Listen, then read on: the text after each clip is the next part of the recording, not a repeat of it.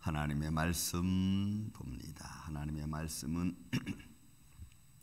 사도행전 제15장 36절에서 41절까지 있는 말씀을 36절 보겠습니다. 36절부터 41절. 며칠 후에 바울이 바나바더러 말하되 우리가 주의 말씀을 전한 각 성으로 다시 가서 형제들이 어떠한가 방문하자 하고,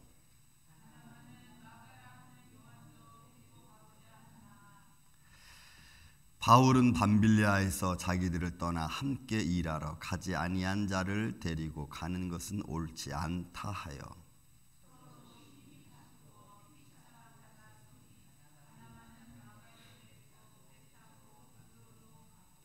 바울은 신라를 택한 후에 형제들에게 주의 은혜의 부탁함을 받고 떠나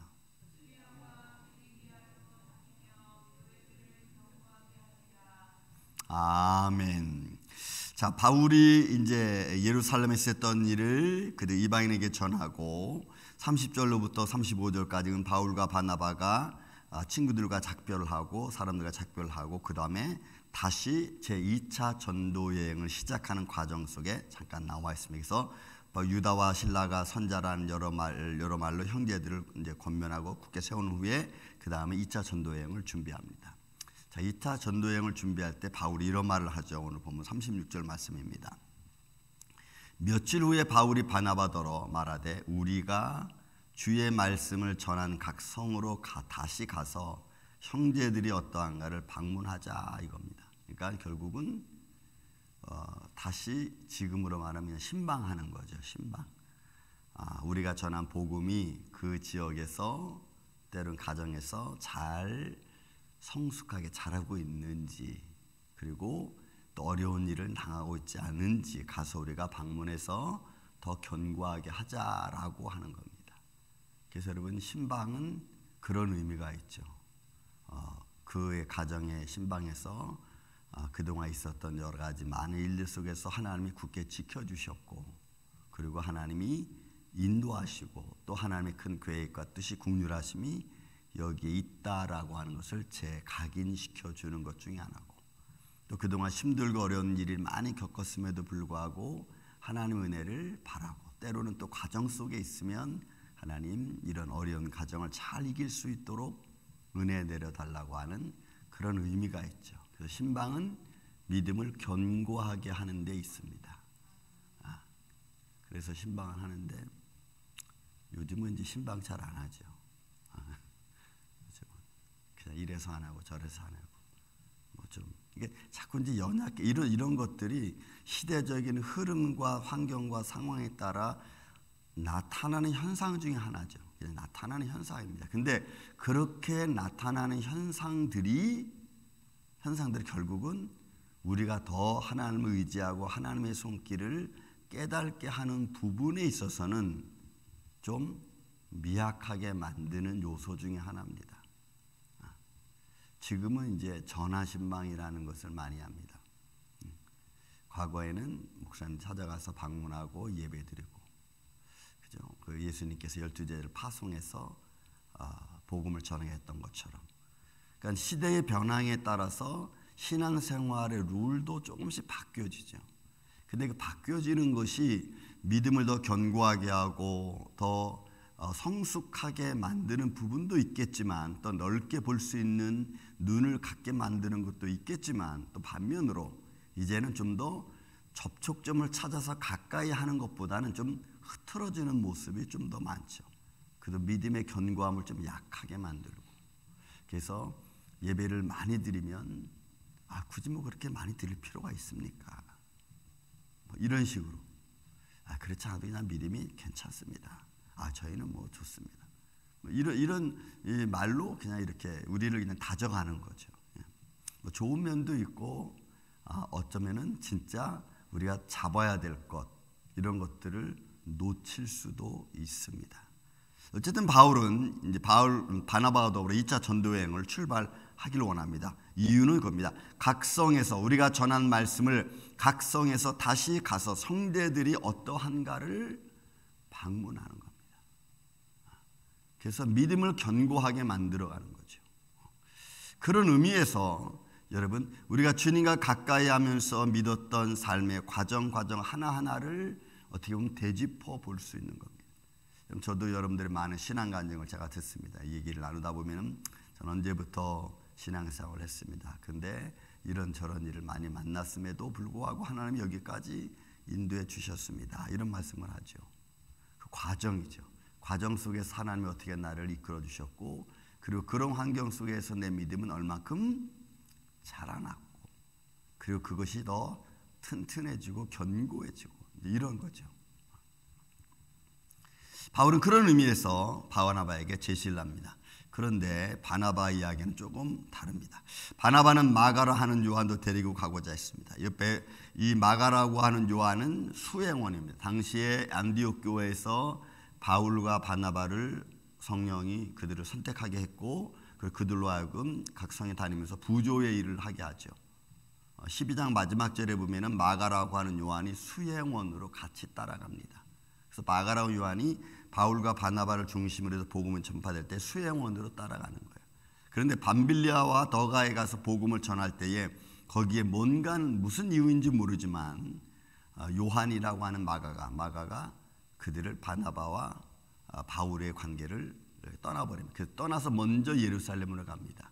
아마 복음을 전하다 보면은 그 과정 속에서 많은 하나님의 기적과 표적이 일어나고, 더불어 바울과 바나바가 말씀을 선포할 때 유대인 회당에 가서 말씀을 선포하니까 아마 많은 다툼도 있고, 또 유대인들이 와서 바울이 전하는 복음을 여러분 반대했잖아요. 야, 이방인에게 복음 전할 때는 할례 받고 모세 계명을 지키는 사람이 구원받는다라고 하니까 말 변론이 굉장히 많은 거예요. 근데 어떤 이유에서인지 마가는 이 바울과 바나바의 관계를 떠나서 먼저 예루살렘으로 갔습니다. 본문에 있는 말씀 보면은 바울은 밤빌라에서 자기를 떠나 함께 일하러 가지 아니한 자를 데리고 가는 것 옳지 않다, 이렇게 말했어요. 그러니까 뭔가 이론적인 갭이 있었고 신앙을 추구하는 방향이 조금 다를 수 있었습니다.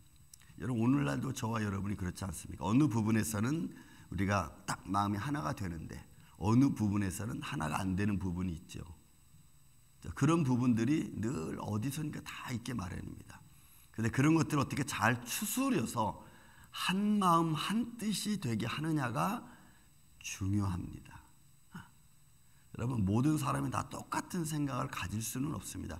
예수님을 믿는 것은 똑같지만 예수님을 믿는 믿음의 생각들은 저마다 다 다릅니다. 신앙생활하는 것도 저마다 다 다릅니다. 어떤 사람은, 우리 기도하는 걸 비유 든다는 거죠. 어떤 사람은 20분 기도해야지 마음이 충분해지고, 어떤 사람은 1시간 기도해야지 충분해지고, 어떤 사람은 10분만 기도해도 충분하고, 다 저마다 다르요. 그런데 1시간 기도하는 사람이 10분 기도하는 사람인데 무슨 기도를 저렇게 짧게 그러면 되나? 이렇게 말할 수 여러분 없는 거죠. 왜요? 그분이 그렇게 믿는 과정 속에서 하나님 믿는 건 똑같아. 근데 우리가 그런 저런 것을 보고 뭐 좋다 나쁘다 뭐 이런 말을 할 수 없는 거예요. 어쨌든 마가는 지금 바울과 바나바와 복음을 전하는 수행원으로서 해야 될 위치에서 뭔가 좀 트러블이 생겼습니다. 그래서 바울이 여기서 이야기하는 거예요. 밤빌리아에서 자기를 떠나 함께 일하러 가지 아니한, 그러니까 일하러 가지 아니했다는 것은 아마도 조금 좀 이러죠. 우리 어디 가서 복음을 전하자. 저도 필리핀에 복음을 전하러 같이 갔을 때 두 팀으로 나눠졌습니다. 한 사람은 비전 트립, 그리고 한 사람은 가서 이제 섬기면서 그 달란트대로 그 지역 그 원주민들을 섬기는 겁니다. 비전 트립은 비전 트립 그대로 그냥 가서 여행 다니면서 이렇게 보는 거고, 또 한 팀은 그 지역에 들어가서 이제 막 이제 그 원주민들과 이야기하고, 그 다음에 그들에게 다 자기들이 가지고 간 달란트를 사용해서 머리 깎는 사람 머리 깎고, 복음 전하는 사람은 또 사람들하고 이야기 나누고, 이런 식으로 해서 이제 전하는 겁니다. 달라. 어떤 사람들은 이쪽은 전혀 못해, 하지를 못해. 저 같은 경우에도 갔는데 할 수 있는 게 아무것도 없는 거예요. 그렇다고 해서 말이 융통해서 뭐 필리핀 언어를 내가 하는 것도 아니고 까달로그를 할 수 있는 것도 아니잖아. 그러니까 못하니까 난 뭘 해야 되지? 미용사 아가씨가 그 중에 있었습니다. 그 미용사는 미용을 막 해주는 거죠. 원주민들을 모아놓고 머리를 다 깎아줘요.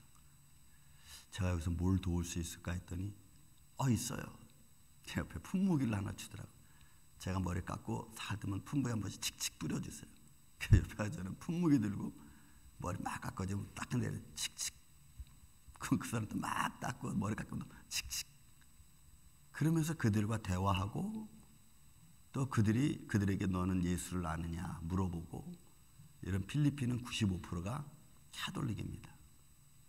그래서 다 교회는 다녀요. 근데 예수는 몰라. 어린아이들한테 너 교회 다니니? 그러면 예. 너 예수님 아니면 몰라. 그러니까 이래서 너 예수님은 이런 분이고 또 예수님 우리를 구원하기 위해서 오셔서 간단하게 이렇게 얘기를 하는 거예요. 그런데 사람마다 다 전하는 방법이 다르고, 그런 모습 보니까 어떤 사람은 잘 되기도 하고 어떤 사람은 그야말로 그냥 여행 오기도 하고 다른 거죠. 그런 거예요. 그러니까 우리 삶도 믿음 생활도 여러분 저마다 다 다른 겁니다. 그것이 정죄 쪽으로 가면 안 되죠. 난 다른 거지 틀린 게 아니라는 거죠. 다른 거지 틀린 게 아니라는 거예요. 그러니까 바울이 어떤 모습이냐, 아무튼 일하러 가는데 자기를 떠났습니다. 떠나서 어떤 바울이 이 정도로 얘기할 때는, 우리는 그 내용은 모르지만 이 정도로 얘기할 때는 바울이 추구하는 믿음의 길에서 좀 반대되는 쪽이었던 것 같아요. 그래서 그런 사람은 우리하고 일하는데 옳지 않다, 이런 거죠. 오히려 조금 힘들다, 이런 모습입니다. 그래서 바울은 밤빌리아에 자기를 떠나 함께 일하러 가지 아니한 자를 데리고 가는 거 옳지 않다. 뭐 어떤 일을 만날는지 알 수 없잖아요. 근데 그 어떤 일을 만나도 그 모든 일들을 다 헤쳐나갈 수 있는 동역자들이 여러분 필요하죠. 돌에 맞아서 바울이 쓰러져서 죽은 자처럼 되었을 때에 과연 그때 우리는 어떻게 이런 상황을 헤쳐나갈 것인가. 교회에 어려운 일이 생기면은, 그러면 그 생겼을 때에 그 일을 우리는 어떻게 믿음으로 헤쳐나갈 것인가라고 하는 거죠. 그러니까 바울은 아마 거기에서 실망을 했던 것 같습니다. 그러니까 여러분 우리도 똑같습니다. 믿음 생활하면서 또 사회 생활하면서.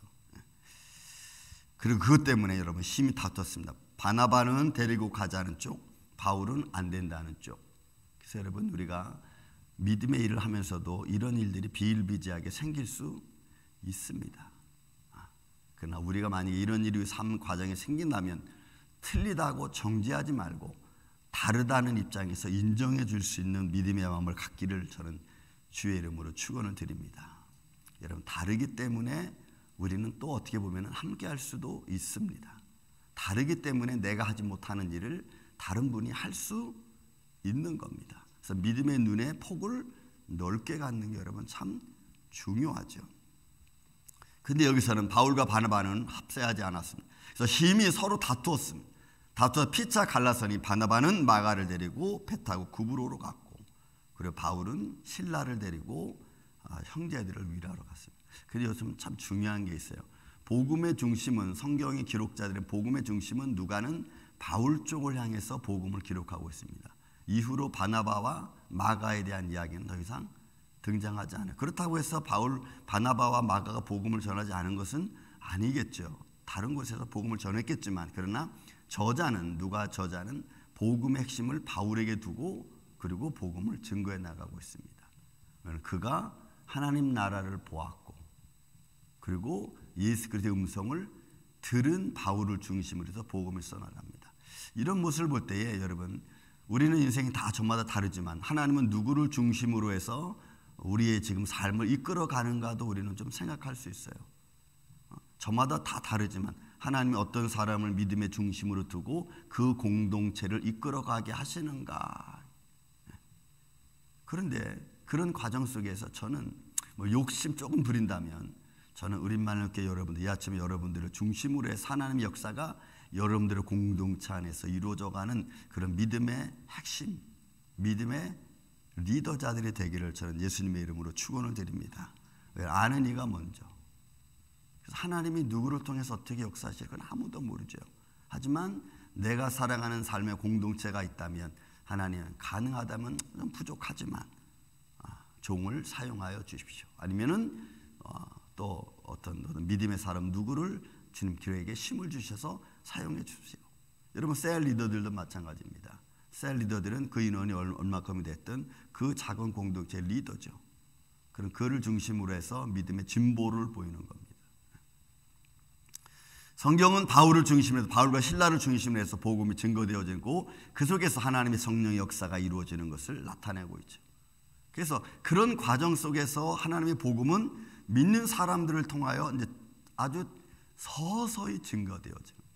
그리고 그런 증거는 성령님의 도우심이 필요합니다. 말씀을 외치고 또 살아계신 예수님 하나님 나라에 대한 복음을 외쳐질 때에 성령님이 그 말씀이 진실이라는 것, 하나님의 말씀을 듣는 이 믿는 이에게 나타나는 하나님의 거룩한 성령의 역사가 예수는 그리스도라고 하는 것이 확증되어지고 증명되어지는 그 역사가 여러분 성령의 역사고 회개의 역사고 변화의 역사인 줄로 믿습니다.